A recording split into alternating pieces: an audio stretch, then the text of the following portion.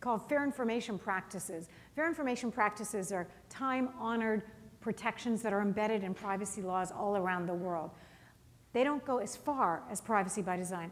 Fair information practices are reflected in privacy by design, but we go farther.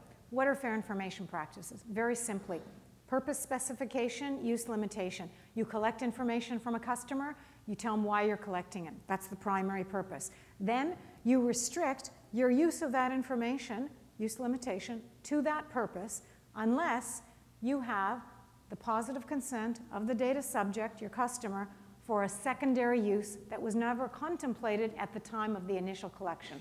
Let's say billing info. I have a smart meter on my house. So in Toronto, in Ontario, my jurisdiction, by law, it's mandated everyone has smart meters. It's not a choice, you have to have it.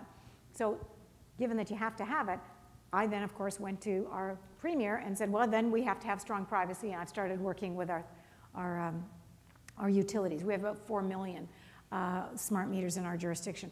So the smart meter, as a house owner, I have one on my house. What is its purpose? It's to, find out, record how much energy usage data, how much energy do I use. They bill me for it. I pay them. Great. End of story, originally. Now it's a smart meter, though. There's two-way communication in near real time. There's the ability, Toronto Hydro offers time of use pricing. So I can do all these different things. And it's possible I can have the information portrayed through Google's Power Meter if I'm on Gmail. There's different ways, portals, different ways to look at the data. Great. If I want this type of information, and I may, then I want to ensure that no other third parties get access to my data without my positive consent. So that one of the conferences I went to in Washington, Gridwise Global Alliance, I think, again, I got into a bit of a fight with one of the, I don't always get into fights, but they're on the panel and they're talking about the monetization of the data flows that were going to result from the smart grid. And it was all about these great opportunities to monetize the data flows. And I said, wait a minute, that's with the consent of the data subject, right? The customer, and it's going to benefit them, right? And it was like I was from another planet. Don't get me wrong, I have no problem with monetization of data flows as long as they relate to consenting customers. But if the customer doesn't want you to use their identifiable data for some other secondary use, then you better not use it for some other purpose. Those are the kinds of things. I'm just trying to give you a shorthand of what is it I'm talking about. Again, it's not rocket science. It relates to how do you use data, how do you let the customer know what you're going to do with their data. If there are benefits that can accrue to the customer with your sharing it with a third party, you make your case to them. Let them say, yes, I'm in. I love getting certain kinds of marketing emails, which are for things that I'm interested in. I opt into those, absolutely. But the point is, a lot of people don't want this, and that element of choice has to exist, and it has to exist in a way where the default condition is privacy protective. This day and age, people just don't have the time to pour through reading multi-page privacy policies. You know, that whole thing with Apple and mobile tracking thing. No one's going to read their privacy policy. Are you kidding me? Everything's on an app, like, dislike. I mean, that's the level of transaction at this stage.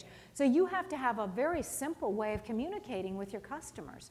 So anyway, these are some of the things that it's not complicated.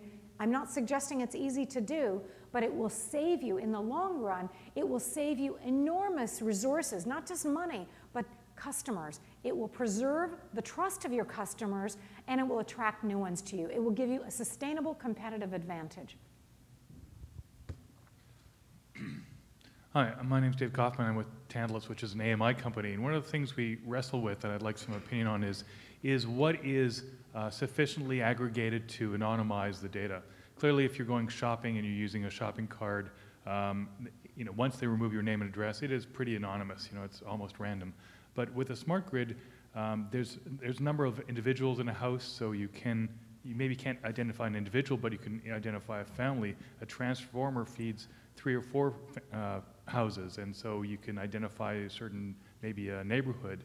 So one of the things we're wrestling with is, even if we get the consent of the customer to use that in an anonymized form where their name and address is removed, could a malicious intent person still use somehow fine aggregated data to discern patterns and things like that that would not be in the intent of what we're trying to do with privacy?